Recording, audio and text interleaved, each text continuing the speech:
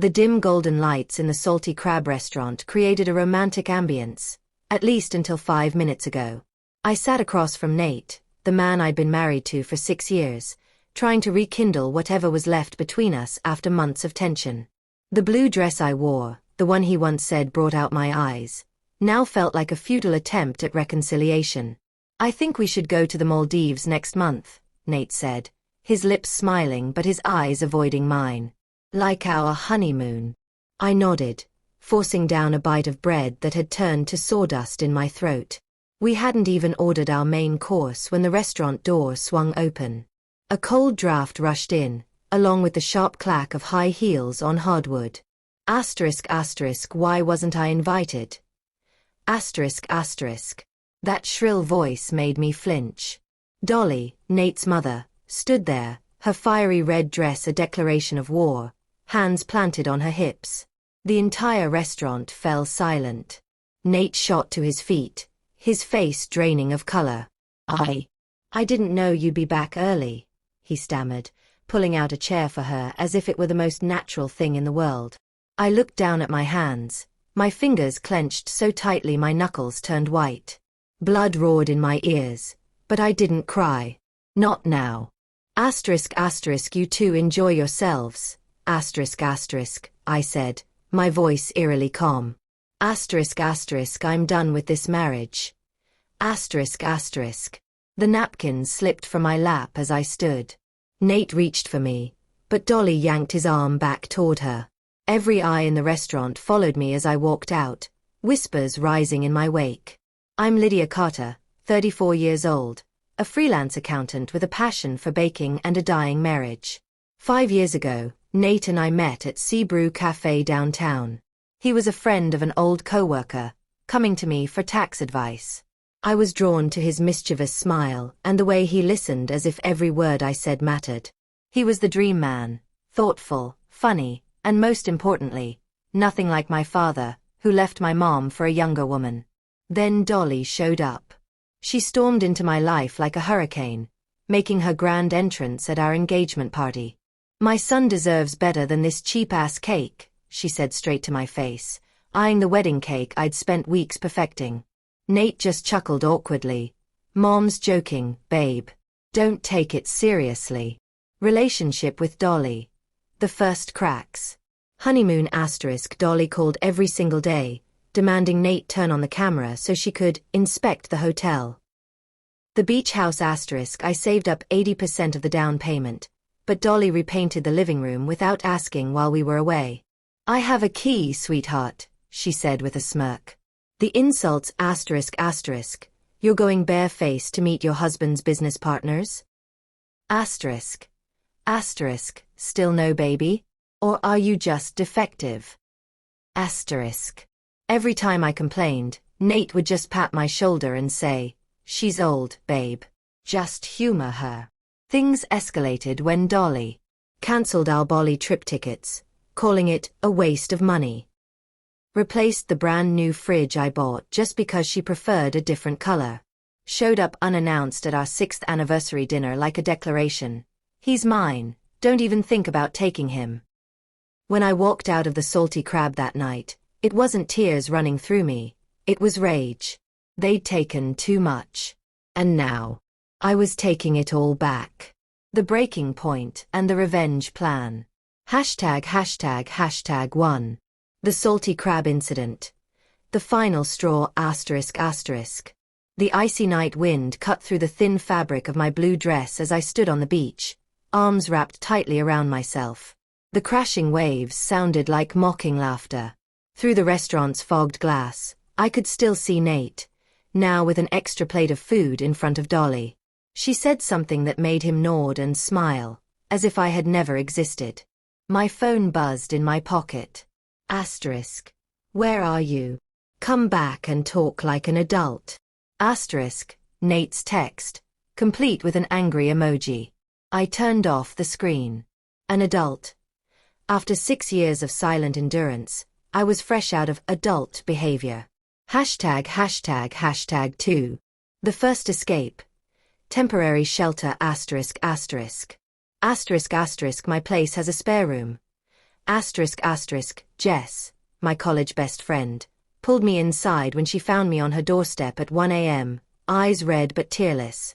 I collapsed onto her couch, recounting everything while she poured wine. That old witch is pure evil, Jess growled, sliding a glass of red toward me. But what's your move now? I took a sip, the bitterness burning my throat. They're going to pay. That night, for the first time in years, I slept without dreaming of Dolly's stiletto heels clicking behind me. #3. The first discovery. Cracks in the marriage ***. The next morning, as Nate's calls kept coming, his 12th attempt, I opened my laptop and logged into our joint bank account. The transaction history painted a damning picture. Transfer to Dolly Carter, $2,000. Memo, car repairs, even though her car had just been serviced. Cash withdrawal, $1,500. No memo. On the same day, Dolly posted Hawaii vacation pics. Diamond spa payment, $800. Dolly's favorite luxury spa. I screenshot every entry, hands shaking with rage. My money. My effort. ***. #4. The revenge plan takes shape ***. Attorney Michelle Torres' office on the 20th floor of Liberty Tower had a direct view of the beach house Nate and I once shared. I don't just want a divorce, I told Michelle, a razor-sharp woman with piercing dark eyes. I want every damn cent they stole from me. She slid a folder across the desk. Step 1 ***. Open a separate bank account. Divert all freelance income. Step 2 ***. Hire a PI to tail Nate and Dolly. Step 3 ***. Audit all property deeds. Most importantly, Michelle lowered her voice, look into Ocean View Realty, the company handling your home's paperwork. I nodded, tapping my cold coffee cup. In my mind flashed Dolly's smug grin as she used my key to walk into my house. Not anymore. Secrets uncovered and the counterattack ***. #1. The smoking gun. Fateful messages ***. That Saturday while Nate was at work, I dug through his old backup phone, still secured with Dolly's birthday, his blind devotion unchanged. In a group chat titled Family First, where I was notably excluded, a message from Dolly turned my blood to ice. Did you tell her yet? Don't let that woman find out about my apartment. I scrolled up. 6 months ago, Nate had leased Dolly a place 3 minutes away from our home. All utilities were in his name. ***, Mom just wants to be close. What's the big deal? ***, Nate squirmed when confronted. I said nothing. Just grabbed my suitcase and left that night, my wedding ring abandoned on the dining table. #2. Digging deeper. The shell game ***. Michelle and I pored over the beach house's thick file in her office. Ocean View is a front, ***, she pointed at the forged signatures. They added Dolly as a silent investor, despite her contributing nothing. I flipped through the bank records. 80% down payment from my account. 15% from Nate. 5% from a Bennett trust fund. Who's Clara Bennett? I asked. Michelle smirked. Dolly's cousin, and the trust's real beneficiary. 3. The Endgame. Springing the Trap ***. Rick Malone, a PI with an 80s mustache, slammed a thick dossier on the table. Proof of Dolly embezzling trust funds. Clara was ready to testify. The secret apartment lease, listed as a storage unit, on taxes. Nate's email to his lawyer ***, how to transfer the house to Mom without my wife's signature. ***. I snapped photos of everything. They wanted war? I'll give them annihilation. Executing the plan and the final showdown. #1. Step 1, gathering evidence. The final pieces ***. Rick slid a tiny USB across the table. Small in size but loaded with damning proof. Check this out, he played a recording from Dolly's phone. Her shrill voice clawed at my ears. Asterisk. You idiot. Make her sign the transfer papers before she finds out about the trust fund. Asterisk. Michelle organized the legal documents into 3 neat stacks. 1. Financial fraud. Dolly embezzled $250,000 from the family trust. 2. Contract forgery. Faked my signature on property deeds. 3. Tax evasion. Nate falsely declared Dolly's apartment as a storage unit. I picked up a photo of the beach house, where I once dreamed of raising children to the sound of waves, and tore it in half. They don't deserve it. #####2. Step 2. The trap. Fateful lunch meeting ****. Nate texted, ***, you wanted to talk? I've got quick divorce papers. Fair for both of us.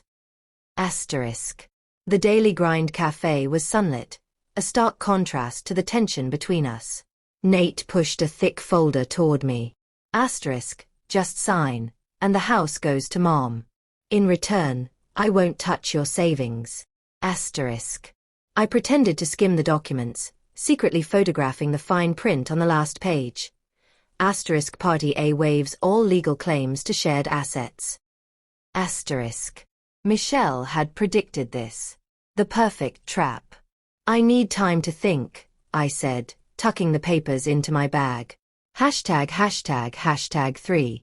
Step 3. The final confrontation. A bloodless dinner, literally. Dolly opened the door to her secret apartment with a victor's smirk. Sweetie, all this furniture came from your house.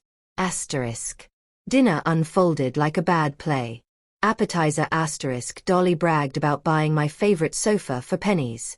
Main course ***. Nate drowned himself in wine, avoiding my eyes. Dessert ***. I dropped the thick dossier on the table. A gift for you both, I said as Clara stepped out of the bedroom. Dolly paled while her cousin read the fraud allegations aloud. Nate slammed the table. You've gone too far. No, I smiled. This is too far. I played the recording of Nate admitting to the forged signatures. Dolly shrieked and slapped him, her diamond ring drawing blood on his cheek. Keep your lies, I said, walking out. But you don't get to keep my life. ####4. Immediate fallout. Thunder strikes ***. 8 a.m. next morning *** court approved asset freeze. 12 p.m. *** police served Dolly's apartment with an eviction notice. 3 p.m. ** Nate got suspended from his banking job. I stood before the beach house, new keys in hand. My favorite sofa was gone, but I laughed. A small price for freedom. The aftermath and reflections. ####1. Legal victory. The price of justice ***.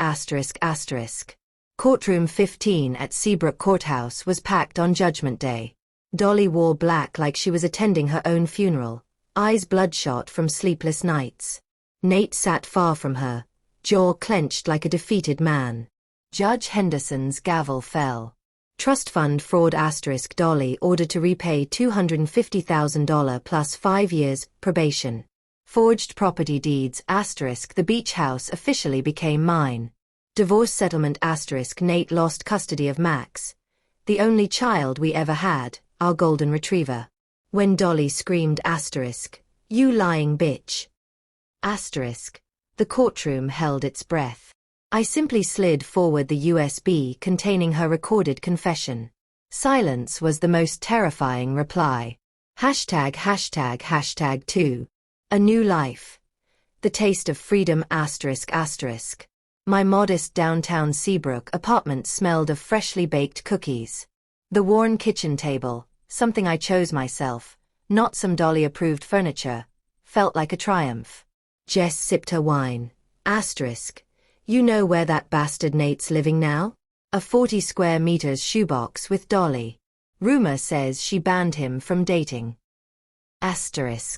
I laughed, refilling our glasses. Poetic justice. That Sunday morning, Clara Bennett emailed.